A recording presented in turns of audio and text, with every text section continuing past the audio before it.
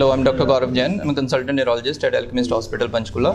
29 अक्टूबर को stroke day की वजह से हमने ये प्रेस कॉन्फ्रेंस में स्ट्रोक के बारे में बताया। स्ट्रोक एक ऐसी बीमारी है जिसमें ब्रेन में क्लॉट भी हो सकता है और ब्रेन में ब्लीडिंग भी हो सकती है। अगर ब्रेन में क्लॉट होता है तो इसका इलाज 4.5 घंटे के अंदर अंदर बहुत अच्छे तरीके से किया जा सकता है, जिसमें कोई क्लॉट डिजॉल्विंग मेडिसिन दे सकते हैं या फिर क्लॉट को ब्रेन से निकाला भी जा सकता है। तो जब भी पेशेंट को कोई भी सिम्टम रिलेटेड टू स्ट्रोक हो, जैसे फेस का टेढ़ापन होना, हाथ या पैर का सुनपन होना या कमजोरी होना, बोलने में दिक्कत होनी, चलने में दिक्कत होनी, देखने में दिक्कत होनी, तो तुरंत आपको हॉस्पिटल पहुंचना है जहां पे सीटी की फैसिलिटी अवेलेबल हो या फिर स्ट्रोक टीम हो। तो तुरंत आपका सीटी स्कैन करके देखा जाएगा भी ब्रेन में क्लॉटिंग है या ब्लीडिंग है। अगर क्लॉटिंग है तो जो इंजेक्शन हम यूज़ करते हैं उससे बहुत जल्दी रिकवरी होती है। तो जितना भी जल्दी हो पाए अगर आप हॉस्पिटल पहुंचेंगे तो हम इसके डैमेज को प्रिवेंट किया जा सकता है और आपके स्ट्रोक की रिकवरी को बेटर किया जा सकता है। दो तरह का स्ट्रोक होता है, एक इस्कीमिक स्ट्रोक, एक हेमरेजिक स्ट्रोक। इस्कीमिक स्ट्रोक में ब्रेन में क्लॉटिंग हो जाती है तो क्लॉट को निकालने के लिए मेडिसिन यूज़ की जा सकती है और क्लॉट को निकाला भी जा सकता है प्रोसीजर के जरिए। और हेमरेजिक स्ट्रोक जो कि खासकर बीपी बढ़ने की वजह से होता है या और भी कई रीज़न होते हैं, तो उसमें ब्रेन में ब्लीडिंग हो जाती है। दोनों ही खतरनाक टाइप के स्ट्रोक हैं और दोनों ही अपने काफ़ी नुकसान कर सकते हैं। तो दोनों का इलाज जितना जल्दी संभव हो पाए उतना हमें करना चाहिए। वो जिस स्टेज पे कैसे सपोर्ट देते हैं इसमें, जैसे कोई पेशेंट आपके पास इमीडिएटली कोई भी पेशेंट हमारे पास आता है तो इमीडिएटली हम उसका सबसे पहले सीटी करके देखते हैं। सीटी में ये देखते हैं भी ब्रेन में ब्लीडिंग हुई है या क्लॉटिंग हुई है। अगर ब्लीडिंग हुई है तो वो ब्लीडिंग में अगर ब्रेन में प्रेशर बढ़ गया तो कई बार सर्जरी की भी रिक्वायरमेंट हो जाती है, और नहीं तो बीपी कंट्रोल करते हैं। अगर क्लॉटिंग हुई है तो अगर टाइम पे पेशेंट पहुंचता है तो हम उसको इंजेक्शन के बारे में बताते हैं, उसके फ़ायदे नुकसान के बारे में बताते हैं, तो वो इंजेक्शन देते हैं। अगर उससे भी बेनिफिट नहीं होता तो हम उस प्रोसीजर के बारे में बताते हैं जिसमें हमारी पैर की नसों के दौरान ब्रेन में जाया जा सकता है और क्लॉट को निकाला भी जा सकता है। विंडो टाइम के बाद पहुंचा अगर पेशेंट तो क्या है? तो विंडो टाइम 4.5 घंटे है, जो कि बहुत इंपॉर्टेंट है। 4.5 घंटे के अंदर अंदर हम इंजेक्शन यूज़ कर सकते हैं और 24 घंटे तक हम वो प्रोसीजर के थ्रू क्लॉट को बाहर निकाल भी सकते हैं, ब्रेन से भी बाहर निकाल सकते हैं। सर, जिनको मेडिसिन कितनी देर चलती है? मेडिसिन एक बार अगर क्लॉटिंग हो जाए तो इकोस्पिन की दवाई, अनलेस किसी और के कारण की वजह से कॉन्ट्राइंडिकेशन हो, तो लाइफ लॉन्ग मेडिसिन खानी है। डॉक्टर साहब, एक बार सिम्टम्स के बारे में बता दीजिए। सिम्टम्स को हम बी फास्ट, एक निमोनिक होता है B fast, BEFAST। B means balance, कभी भी पेशेंट को लगे उसका बैलेंस खराब हो गया, चलते चलते चल नहीं पा रहा, पेशेंट इधर उधर चल रहा है। ई मीन्स आइज़, एकदम से आंख की रोशनी का कम हो जाना और आंख की रोशनी बिल्कुल ही चले जाना। एफ मीन्स फेस का टेढ़ापन आना या फेस में सुनपन हो पाना। ए मीन्स आर्म और लेग, एक हाथ का, एक साइड की हाथ का और बाजू का या पैर का सुनपन हो जाना या काम ना करना, जिसको अधरंग सभी इस भाषा में जानते हैं। एस मीन्स स्पीच मीन्स बोलना ना जाना, स्लरिंग होना। टी मीन्स टाइम एक ऐसी चीज़ है, स्ट्रोक में टाइम ही सबसे इंपॉर्टेंट है, बिकॉज टाइम अगर वेस्ट हो गया तो दैट मीन्स ब्रेन वेस्ट हो गया। पैरालिसिस के बारे में बता दीजिए, इससे कैसे कनेक्टिविटी है उसकी? पैरालिसिस को ही हम स्ट्रोक बोलते हैं। पैरालिसिस एक साइड का वो होना, मोस्टली पैरालिसिस जैसे एक साइड का हाथ का, पैर का काम ना करना और फेस का काम ना करना, उसी को पैरालिसिस बोलते हैं, जो स्ट्रोक का एक नहीं। हार्ट अटैक क्लॉटिंग अगर ब्रेन में किसी के कारण वजह से हो सकती है, वो हार्ट में भी हो सकती है, ब्रेन में भी हो सकती है। अगर हार्ट में क्लॉटिंग हो रही है तो वो हार्ट अटैक करेगी, अगर ब्रेन में क्लॉटिंग हो रही है तो ब्रेन अटैक करेगी। पैरालिसिस के बाद मैंने कहीं पढ़ा है कि कई लोगों को हार्ट अटैक इसलिए होता है बिकॉज उनको रिस्क फैक्टर ऑलरेडी होते हैं स्ट्रोक के, तो वो स्ट्रोक तो कर ही दिया उन्होंने, अगर वो उसके बाद अच्छे से दवाई नहीं खाते हैं तो वो क्लॉट ब्रेन में भी चला जाता है, ब्लड हार्ट में भी चला जाता है, तो हार्ट अटैक हो जाता है। Headaches, severe headaches and chronic headaches. Sudden severe headache एक अलग तरह से ब्रेन में ब्लीडिंग कर देते हैं, ठीक है। एकदम से किसी को बहुत तेज से सिर दर्द हो तो कई बार ब्रेन में ब्लीडिंग का कारण हो सकते हैं, तो उसके लिए भी तुरंत सीटी करके देखना है भी कोई ब्लीडिंग तो नहीं हुई है ब्रेन में। अगर आपको क्रॉनिक हेडेक्स है तो आपको डॉक्टर के पास जाना चाहिए। हाँ, बिल्कुल जाना चाहिए, बिकॉज क्रॉनिक हेडेक्स के किस कारण की वजह से वो डॉक्टर ही आपको बता पाएगा भी ये माइग्रेन है या किसी और कारण के कारण हो रहे हैं, वो जाना ही पड़ेगा आपको डॉक्टर के पास। 4.5 घंटे के अंदर अंदर उसको इंजेक्शन को लगाना होता है, लेकिन 4.5 घंटे का मतलब कभी भी ये नहीं है कि हम पूरे 4.5 घंटे तक ही पहुंचेंगे। उसका मतलब ये है कि जितना जल्दी हो सके उतना जल्दी। अगर आपको 5 मिनट के अंदर अंदर पता लग गया कि ऐसे सिम्टम आए, तभी रश करना है हॉस्पिटल 10 मिनट के अंदर अंदर, बिकॉज जितना जल्दी वो इंजेक्शन लगाएंगे उतना ब्रेन को कम डैमेज होगा और हो सकता है बिल्कुल पेशेंट बिल्कुल भी हमारा ठीक हो सकता है। तो 4.5 घंटे वाला पॉइंट सभी को पता होना चाहिए। इसको विंडो पीरियड बोलते हैं। विंडो पीरियड का मतलब होता है कि इसी टाइम के अंदर अंदर उसको इंजेक्शन को दिया जा सकता है। उसके बाद कुछ और ट्रीटमेंट होती है, वो भी बहुत इफेक्टिव ट्रीटमेंट्स हैं, लेकिन जो ये इंजेक्शन है वो 4.5 घंटे के अंदर अंदर ही लगेगा। तो एज अर्ली एज पॉसिबल, कभी भी रात को ऐसा सिम्टम हो, दिन को हो, कभी ऐसा वेट नहीं करना कि सुबह जाएंगे हॉस्पिटल, कल जाएंगे। इमीडिएटली आपको किसी ऐसे हॉस्पिटल में जाना है जहाँ पे सीटी हो और स्ट्रोक टीम अवेलेबल हो। अगर किसी कारणवश पेशेंट 4.5 घंटे के अंदर अंदर नहीं पहुंच पाता और वो इंजेक्शन हम नहीं लगा यूज कर पाते, तो कुछ और ट्रीटमेंट्स अवेलेबिलिटी होती है जो कि बहुत ही एडवांस ट्रीटमेंट है, कुछ ही सेंटर्स में अवेलेबल है। तो उससे क्या किया जा सकता है, जैसे हम स्टेंट डालते हैं हार्ट में, वैसे क्लॉट को निकाला भी जा सकता है ब्रेन की नसों में अंदर जाके। वो एक बहुत ही एडवांस प्रोसीजर है, बेस्ट ट्रीटमेंट माना जाता है स्ट्रोक का वो, लेकिन उसके वो अप्रोक्सीमेटली हम 24 घंटे तक भी कर सकते हैं, लेकिन उसको भी करने का उतना ही फायदा है जितना जल्दी हो पाए उतना जल्दी। कुछ सेंटर्स में ही होता है वो, हमारे में स्क्लेरोसिस में दोनों सेंटर्स में वो अवेलेबिलिटी है, वो अकॉर्डिंगली डॉक्टर साहब बताएंगे कैसे किया जा सकता है। तो लेकिन वो एक अच्छी ऑप्शन है, अगर 4.5 घंटे के अंदर अंदर भी उसको ट्राई किया जा सकता है, उसके बाद भी ये 24 घंटे तक ट्राई किया जा सकता है, क्लॉट को निकाला भी जा सकता है बाय गाइड। और रिकवरी का स्ट्रोक का, एक बार किसी को स्ट्रोक हो जाए अगर तो टाइम पे ट्रीटमेंट मिल जाएगा तो उम्मीद रहती है पेशेंट ठीक हो जाएगा, चलने फिरने लग जाएगा, सब कुछ चीजें सेटल हो जाएंगी।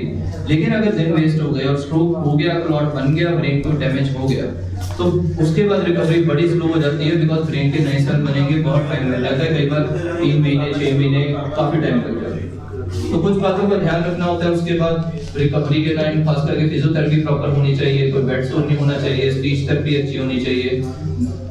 ये कुछ बातों का ध्यान रखता है, उसके खाने का, फिजियोथेरेपी का, मेमोरी का, बोलने का, ये सब चीजों का भी ध्यान रखना उतना ही इम्पोर्टेंट है। तो केयर गिवर्स के लिए या जिसको स्ट्रोक हो जाता है ये समझाया जाता है कि उसके बाद पेशेंट की रिकवरी का ध्यान देना है। और सबसे इंपॉर्टेंट बात है प्रिवेंशन ऑफ अनदर स्ट्रोक। एक बार किसी को हार्ट अटैक या स्ट्रोक आ गया, उसके बाद वही रिस्क का ध्यान रखना है आपको कि ये वापस कभी ना हो, बिकॉज एक ही बार में कुछ दवाइयाँ चलती हैं, वो दवाइयाँ कभी बंद नहीं करनी होती है और लाइफ लॉन्ग दवाइयों को खाना होता है।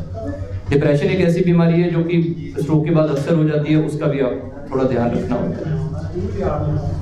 कैसे स्ट्रोक को प्रिवेंट किया जा सकता है, जैसे मैंने बताया जितने ज्यादा रिस्क फैक्टर होंगे उतना स्ट्रोक दोबारा होने का चांसेस दोबारा रहेगा। बीपी को कंट्रोल करना, शुगर को कंट्रोल रखना, कोलेस्ट्रॉल को कंट्रोल रखना, एक्टिव रहना, फिजिकल एक्टिविटी, वेट कम रखना, स्मोकिंग नहीं करनी, ड्रिंकिंग को अवॉइड करना और बीपी और शुगर की मेडिसिन अपनी प्रॉपर तरीके से लेते रहना। इन बातों का थोड़ा ध्यान रख के फिर ही हम स्ट्रोक से बचा भी जा सकता है और इसके कारण यही कारणों को हमें खत्म करना है। So it's a medical emergency, ठीक है। तो बेस्ट स्ट्रोक प्रिवेंशन इसको होने ना दिया जाए तो सबसे बेस्ट तरीका तो वही है, तो इसके रिस्क फैक्टर्स को कंट्रोल करना है। बाई चांस कुछ ऐसा सिम्टम होता है तो इमीडिएटली आपको हॉस्पिटल में जाना है। 4.5 घंटे से तो बिल्कुल लेट नहीं करना, लेकिन जितना जल्दी पॉसिबिलिटी हो पाए उतना जल्दी। 2 कारण के स्ट्रोक होते हैं, क्लॉटिंग वाला और हेमरेज वाला, उसको देख के उस हिसाब से वो इंजेक्शन यूज करना हो सकता है या फिर स्टेंट कर सकते हैं या क्लॉट को निकाल भी सकते हैं। तो इस तरीके से स्ट्रोक को जितना हम बचा पाएंगे उतना ही आगे जाके पेशेंट की लाइफ और पेशेंट की फैमिली की लाइफ को अच्छा किया जा सकता है। लेकिन सबसे जो इम्पोर्टेंट चीज है वो दैट इज विंडो पीरियड, 4.5 घंटे वाला पार्ट ध्यान रखना है। जल्दी से जल्दी हॉस्पिटल पहुंचना है। जिसको फास्ट के सिम्टम्स हो, FAST, फास्ट मींस फेस का टेढ़ा होना, A मींस आर्म और लेग का कोई टेढ़ापन होना, S मींस स्पीच का और T मींस टाइम। आपको रश करना है हॉस्पिटल में as early as possible for the best treatment.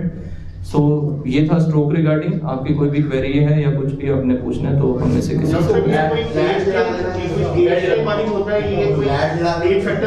हाँ एज फैक्टर होता है मोस्टली। ऐसा देखा गया है कि आफ्टर 50 आफ्टर 60 जिनको शुगर हो जाती है, बीपी हो जाती है, कोलेस्ट्रॉल हाई हो जाता है, या जिनको फैमिली हिस्ट्री होती है उनको थोड़ा ज्यादा चांसेस होते हैं। लेकिन ऐसा नहीं है, यंग बंदों को भी देखा गया है स्ट्रोक काफी। बच्चों वगैरह में भी होता है? बच्चों में अलग कारणों की वजह से स्ट्रोक होता है, उनके अलग कारण होते हैं, क्लॉटिंग की वजह से नहीं, कुछ और रीजन हो सकते हैं। बच्चों में भी डॉक्यूमेंटेड है स्ट्रोक का होना, लेकिन अगर एवरेज पूछें तो ये 50 प्लस बंदों में ज्यादा होता है। लेकिन कुछ बीमारियों में जिनका कोलेस्ट्रॉल फैमिली हिस्ट्री हो या जैसे हार्ट अटैक यंग बंदों में हमने नोटिस किया किसी को भी हो सकता है, वैसे स्ट्रोक भी किसी भी एज में हो सकता है, लेकिन ज्यादातर 50 के बाद। जिनको हो जाता है सर उसके लिए क्या है, जैसे आप टाइम विंडो टाइम बता रहे हैं, तो जिसको हो गया अब वो कितना डैमेज ब्रेन को करके गया उस पर डिपेंड करता है। अगर तो ब्रेन तो ज्यादा डैमेज कर गया फिर उसको रिकवरी में टाइम भी लग सकता है। कई बार हमने देखा 2 महीने, 3 महीने, 6 महीने, और कई बार अनलकी कोई बंदा हो तो सारी उम्र ही बेड रिडन हो सकता है। तभी इसको एज अर्ली एज प्रिवेंट करना है, उन्हें ही नहीं देना। Ischaemic haemorrhagic both can lead to paralysis. Paralysis का जो ब्रेन में डैमेज 2 तरीके से होगा, या तो क्लॉट बन जाएगा, ब्रेन को सप्लाई नहीं पहुंचेगी, वहां दाग पड़ जाएगा, उसकी वजह से जो ब्रेन का एरिया डैमेज होना है वो डैमेज हो जाएगा।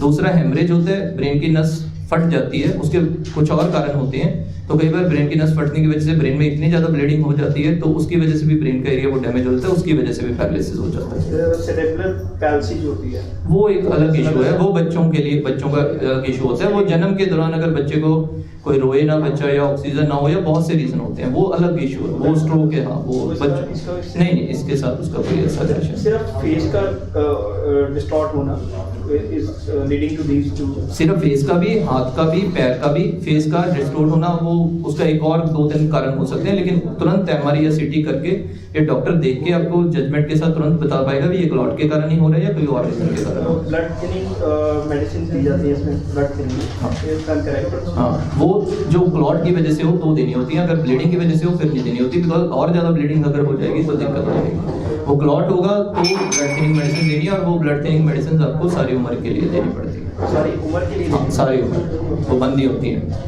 एक बार किसी को हार्ट अटैक हो जाए या एक बार किसी को ब्रेन अटैक हो जाए क्लॉट की वजह से, तो वो ब्लड थिनिंग अनलेस कोई ब्लीडिंग कोई और कारण की वजह से बंद ना करनी पड़े तो वो मेडिसिन आपको सारी उम्र चलेगी। विंडोज में आप क्या ट्रीटमेंट देते हैं सर? वो एक इंजेक्शन होता है, 2 तरह के इंजेक्शन है, जिसको हम अगर लगाते हैं तो वो थोड़ा ब्लड डिसॉल्व कर, क्लॉट को डिसॉल्व करके हो सकता है खत्म भी कर देते हैं और बंदा उसी टाइम भी ठीक हो जाता है। एक तरह का वो बेस्ट इफेक्टिव ट्रीटमेंट है। डॉक्टर साहब ये कितना रिस्क फैक्टर है कि किसी को, जैसे आपने बताया डायबिटिक वगैरह है, कितना रिस्क फैक्टर होता है कि उस केस में उसको ये ऐसा पर्टिकुलर रिस्क फैक्टर नहीं, जितने आपके रिस्क हैं जैसे 7-8 मैंने गिनाए, डायबिटीज हो गया, हाइपरटेंशन हो गया, मोटापा हो गया, कोलेस्ट्रॉल हाई हो गया, स्मोकिंग एक बहुत बड़ा रिस्क फैक्टर है, अल्कोहल एक रिस्क फैक्टर है, फैमिली हिस्ट्री जिनको होती है, एज एक अलग से रिस्क फैक्टर है। जितने ज़्यादा रिस्क फैक्टर होंगे उतना उसको स्ट्रोक या हार्ट अटैक ऐसी प्रॉब्लम्स होने के चांसेस ज़्यादा रहते हैं। लेकिन जितने हमारे हाथ में, जैसे शुगर बीपी किसी को हो गया वो तो कंट्रोल करना है, दैट इज ऑल, वो खत्म तो किया नहीं जा सकता, उसकी दवाई चलती रहती है। लेकिन स्मोकिंग अल्कोहल को हम कोशिश करते हैं कि बिल्कुल ही बंद करा पाएँ। जो पेशेंट को ये होता है या जो रिस्क पे रहते हैं उनको बिल्कुल ही बंद करनी पड़ती है। और बाकी वेट को कंट्रोल करना है, डाइट का थोड़ा ध्यान रखना है, तली फली चीज़ें बिल्कुल नहीं खानी है। इन बातों का अगर हम ध्यान रखेंगे तो इससे बचा जा सकता है। अर्ली डिटेक्शन तो इसकी कोई नहीं है? अर्ली डिटेक्शन तो ऐसा नहीं है, लेकिन कुछ टेस्ट होते हैं हम करके देख सकते हैं। जैसे हार्ट के टेस्ट कुछ होते हैं, एक यहाँ से क्लॉट निकल के जा सकता है, वहाँ का कई बार डॉपलर कर लेते हैं। वो अगर पेशेंट को थोड़े बहुत कुछ सिम्टम्स आ रहे हैं तो हम कुछ टेस्ट करा के एटलीस्ट बता सकते हैं कि आपको ब्लड थिनर खाना चाहिए कि नहीं। कई लोगों को हम ब्लड थिनर इसलिए शुरू कर सकते हैं कि इनको लगता है हमें किसी भी टाइम स्ट्रोक होने के चांसेस हो सकते हैं, तो वो कुछ टेस्ट करके पता करते हैं। हाँ कैरोटिड डॉपलर होता है या कुछ और टेस्ट होता है। अगर पहली बार में ज़्यादा बड़ा हो गया तो पहली बार में बहुत ज़्यादा डैमेज छोड़ गया तो आपको परमानेंट बेड रिडन कर सकता है।